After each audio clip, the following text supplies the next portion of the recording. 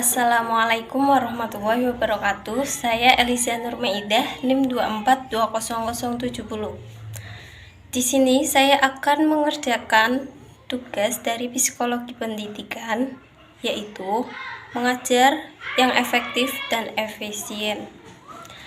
Mengajar dilakukan oleh guru, belajar dilakukan oleh murid. Guru berusaha sebaik mungkin bagaimana agar setiap materi pelajaran yang disampaikan dapat diterima dan diserap dengan baik oleh siswa. Penguasaan siswa terhadap materi pelajaran yang telah diberikan dapat dilihat melalui kegiatan evaluasi. Agar kegiatan mengajar lebih efektif dan efisien, maka paling tidak guru perlu memperhatikan hal-hal berikut. 1. Memilih metode mengajar sesuai kebutuhan siswa. Metode diartikan cara untuk menyampaikan pelajaran kepada siswa. Oleh sebab itu, cara yang dipilih sesuai kebutuhan siswa. Dalam hal ini adalah karakter dan kemampuan siswa. Dalam memilih metode mengajar yang efektif dan efisien, setiap guru sudah pasti memiliki pengalaman tersendiri. Mana metode yang sesuai dengan kebutuhan siswa dan mana yang belum bisa diterapkan. Jika telah lebih dalam kiranya tidak ada seorang guru pun yang sudah pintar mengajar siswanya. Guru itu selalu belajar di saat ia mengajar. Belajar bagaimana cara mengajar yang efektif dan efisien ini tidak dapat dengan sendirinya, melainkan melalui serangkaian eksperimen sehingga disimpulkan bahwa tidak satupun metode yang dikatakan paling bagus kecuali metode yang sesuai dengan kebutuhan siswa dalam belajar. 2. Penataan bahan ajar. Bahan ajar merupakan seperangkat materi pelajaran yang siap diberikan kepada siswa melalui proses belajar mengajar di kelas. Materi pelajaran perlu ditata dan diatur sedemikian rupa sehingga mudah dikuasai oleh siswa. Penataan bahan ajar menyangkut penggunaan bahasa yang lebih sederhana, dimulai dari materi yang paling mudah ke materi yang paling tinggi kesulitannya. 3. Membangun komunikasi yang baik.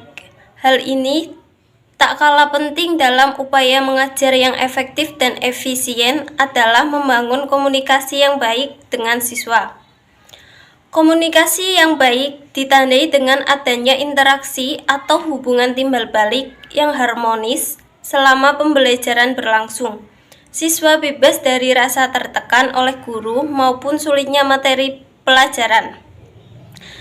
Tidak ada intimidasi atau pemaksaan target tertentu pada siswa untuk mencapai hasil belajar yang diinginkan. Dengan mempertimbangkan hal tersebut, akan menghantarkan guru pada pola mengajar yang efektif dan efisien. Pembelajaran akan terasa bermakna dan hasilnya dapat dimiliki dan dirasakan oleh siswa sehingga dapat diterapkan dalam kehidupan sehari-hari. Yang B. Belajar yang efektif dan efisien. Pelajar yang baik tentunya harus belajar yang baik.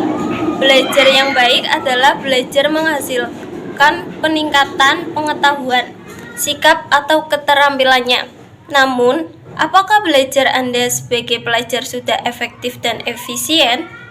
Apalagi khususnya kota dalam mendidik anak usia dini perlu sekali mendidik anak itu menjadi sosok yang pintar dan berbagai macam, sehingga kita perlu adanya belajar secara efektif dan menciptakan suasana baru di dalam forum lingkungan PIAUD. 1. Buat suasana belajar yang nyaman. Yang perlu Anda lakukan pertama adalah bagaimana cara membangun suasana belajar yang nyaman. Ada banyak cara untuk membuat mood belajar itu muncul, di antaranya Anda bisa belajar sambil mendengarkan musik, belajar di tempat-tempat yang nyaman, misalnya taman atau di pinggir danau, atau di ruangan ber-AC. 2. Merangkum pokok pembelajaran. Ya, mencatat pokok-pokok pembelajaran. Kenapa? Karena jika Anda membaca satu buku, maka akan butuh waktu yang sangat lama untuk menyelesaikan. Ambillah intisari dari pelajaran tersebut. Hal ini akan membuat kemudian mengingat dan mudah juga memahami dari pembelajaran tersebut. 3. Belajar bersama. Metode ini seringkali dikatakan metode yang paling efektif karena dalam suasana belajar kelompok yang cukup santai, otak menjadi rileks menerima pelajaran atau materi yang akan diserap. Selain itu, hal-hal yang belum diketahui akan lebih mudah diselesaikan dengan bekerja sama. Maka sangat dianjurkan untuk belajar bersama untuk menghadapi ujian. 4. Metode mempersingkat atau memodifikasi menyerupai nama sesuatu. Metode ini digunakan bagi beberapa orang yang kesulitan dalam menghafal dengan cara menggunakan nama-nama hampir mirip untuk mengingat materi. Ini sangat efektif digunakan dan otak sangat mudah mengingatnya. 5. Belajar dengan praktek. Belajar sambil praktek adalah hal yang sangat efektif. Ya, cara belajar ini juga akan membuat Anda tidak merasa bosan. 6. Belajar rutin tapi jangan lama. Dengan rutin belajar, Anda akan semakin mudah untuk mengingat hal yang sudah Anda pelajari. Yang perlu Anda lakukan, belajar rutin, bukan terlalu lama belajar seperti belajar 45 menit, siang 25 menit, sore 50 menit, malam 1 jam.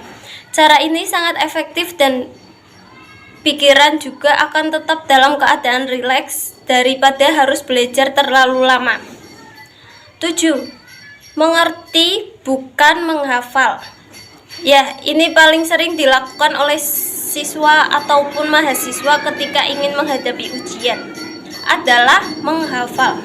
Sebenarnya tidak salah, cuma kurang efektif.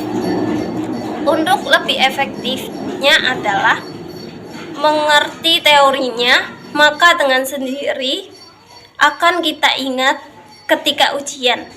Kalau Anda masih dalam metode belajar dengan menghafal, sangat disarankan untuk pindah ke metode mengerti materi. Sekian dari saya, kurang lebihnya mohon maaf. Wassalamualaikum warahmatullahi wabarakatuh.